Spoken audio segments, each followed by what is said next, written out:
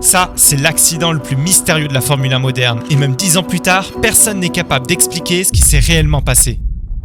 Je suis Fernando, j'ai 13 ans, je fais du karting et je vais être pilote de Formule 1. C'est ce qu'aurait déclaré Fernando Alonso à l'hôpital le lendemain du crash. Le choc a eu lieu durant les essais hivernaux de 2015. Dans un virage, par un des plus compliqués du circuit, la monoplace d'Alonso tourne brusquement vers le mur. Vettel, qui était derrière, déclara « C'était bizarre, ça ressemblait pas à un vrai accident ». Mais Alonso ne s'extrait pas de sa monoplace. Il semble inconscient. Les commissaires arrivent, il est alors transporté à l'hôpital où il restera plusieurs jours. Plus tard, on apprendra qu'Alonso a perdu la mémoire pendant quelques jours après l'accident, mais qu'il va mieux aujourd'hui. Mais les raisons de l'accident restent floues. McLaren donne une première explication, puis la change, et Alonso arrive et donne une autre version. Des enquêtes sont alors menées par la FIA, mais aucune donnée ne sera rendue publique. Ni la télémétrie, ni même l'onboard de la monoplace. Bref, c'est suspect et on a le sentiment qu'on nous cache quelque chose. Alors forcément, plusieurs théories commencent à apparaître. Et voici les 4 plus populaires.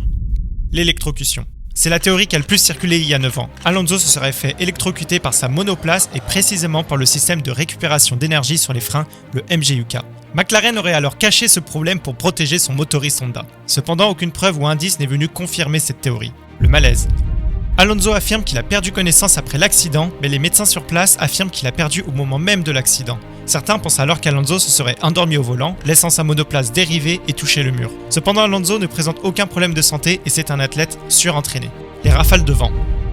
C'est la version que McLaren défend, et c'est aussi crédible. Ce jour-là à Barcelone, il y avait beaucoup de vent, comme en témoignent les gens sur place et les pilotes. Particulièrement Sainz, qui lui arrivait un accident assez similaire, mais qui est sorti indemne. Mais Alonso n'est pas d'accord avec ces théories. Le volant bloqué. Selon l'Espagnol, aucune erreur a été commise par lui, il s'agit d'une défaillance technique sur la voiture. Le volant se serait bloqué, étant dans l'impossibilité de tourner, il aurait touché le mur. Mais McLaren réfute et assure qu'il n'y avait aucune défaillance sur la voiture, malgré qu'ils n'ont jamais publié la télémétrie. Ainsi, même aujourd'hui, personne ne sait ce qui a bien pu se passer. Est-ce que l'écurie cherche à nous cacher quelque chose ou s'agit-il simplement d'un coup de vent? Je vous laisse en débattre dans les commentaires.